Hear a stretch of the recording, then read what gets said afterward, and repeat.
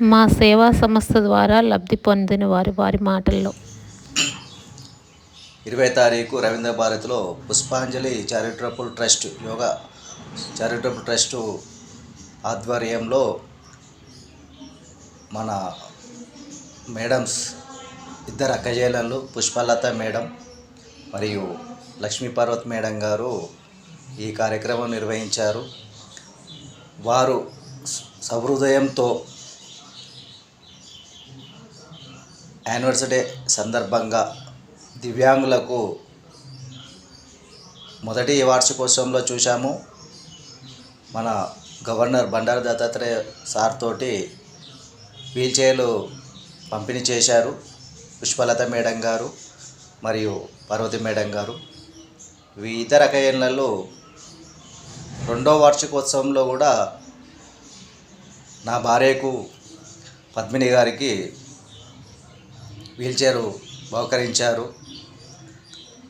మేము ఎంతో ఆనందంగా ఉన్నాము, ఎంతో సంతోషంగా ఉన్నాము. ఇంటిలో పనులు చేసుకోవటానికి మేము చాలా రకాలుగా ఇబ్బందులు పడ్డాము. కావున మాకు ఈ వీల్ చైర్ ఇచ్చినందుకు ఇంటి సామాగ్రి సదురుకోవడానికి ఎంతో సౌకర్యంగా ఉన్నది. మేము ఆ రోజు స్టేజ్ మీద మాట్లాడలేకపోవడానికి కారణం ఏంటిదంటే, మొదటిసారి స్టేజ్ మీద మాట్లాడటం, ఏం మాట్లాడాలో తెలియలేకపోయింది. ఈ మేడం మాకు దుప్పట్లు కానీ, భోజనములు, రవాణా ఖర్చులు మాకు సహకరించారు. ఇలాంటి కార్యక్రమాలు పుష్పలత మేడం గారు మరియు లక్ష్మీ పార్వతి మేడం గారు ఎన్నో చేయాలని కోరుకుంటున్నాను. ఎవరు యానివర్సరీ ఫంక్షన్లు చేసుకున్న అనేక రకాల కార్యక్రమాలు చేస్తుంటారు. కానీ ప్రత్యేకంగా లక్ష్మీ సరస్వతి లాంటి ఈ అక్కచెల్లెళ్ళు ప్రత్యేకంగా దివ్యాంగులకే కేటాయించబడ జరిగినది.